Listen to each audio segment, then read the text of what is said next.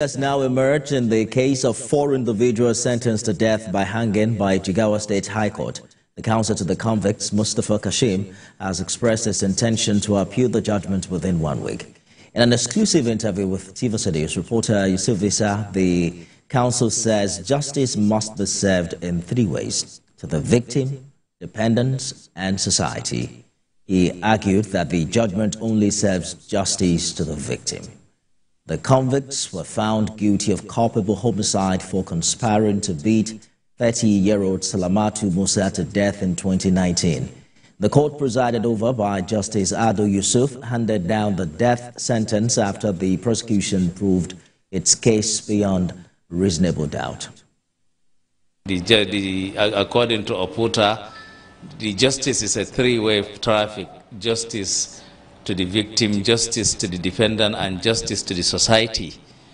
So where justice is served on only one part, one side or 2 sides, and the other is left behind, certainly there must be some mixed reactions.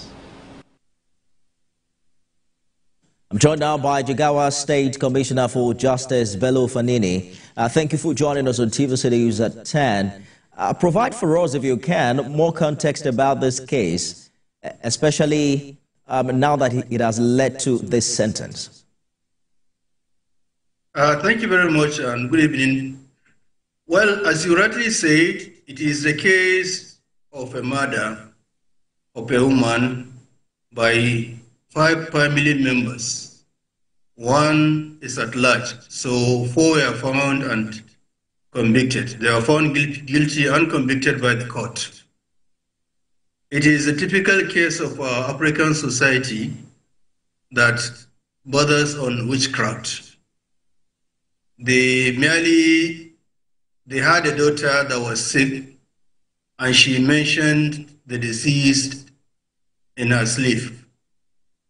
So they now identify the deceased as a witch that deserves not to live. So the conspirator went and beat her with a stick to the extent that she was pronounced dead. So they were brought to court and found guilty. The prosecution established their case very well, and they were convicted by the court. So this is justice to the victim, to the society, as well as to the convicts. I hear you. The society, because I hear you. Yes, I hear you, Commissioner.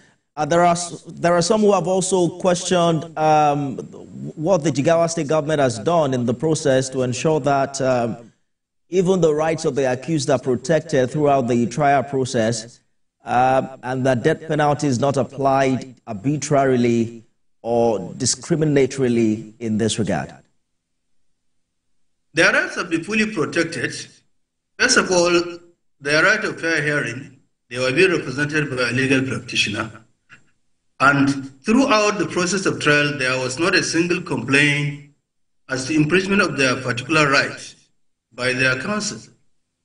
So their rights have been complied, and Jigawa State has been a very law-abiding state, the Ministry of Justice, as well as all the institutions.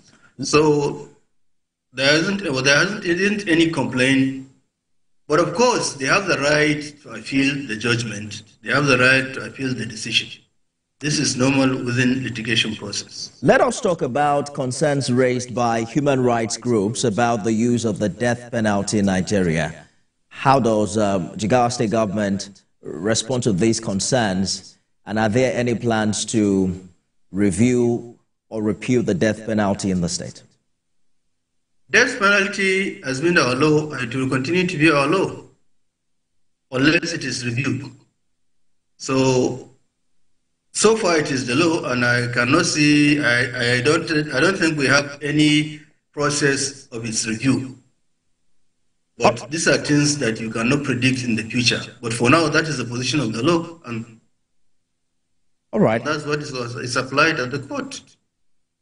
Are there measures being taken by the Jigawa State government to address what some have called the root causes of crime of this nature? Issues like poverty, lack of education, even access to healthcare, unemployment, which may have contributed to crimes committed by individuals sentenced to death? Yes, the Jigawa State government has been up and doing in trying to address all these issues. Throughout, since coming into the administration of Governor Umar Nambodi, a lot of programs that address poverty, alleviate poverty, were introduced.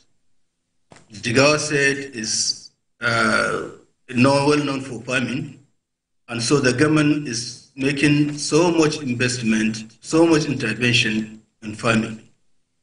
The government is equally making intervention in education. Our budget for education goes to about 30-something%, and so on and so forth. So the government has been doing a lot, and beyond that, it also requires counseling and moral education. The government has, in collaboration with Council of Ulamas, religious leaders, Emirate Council, Council of Chiefs, they have been holding programs aimed at enlightening the public, creating awareness on how to live with one another, avoiding all those traditional beliefs and so on and so forth. So the government has been on it, and it will continue to do its best.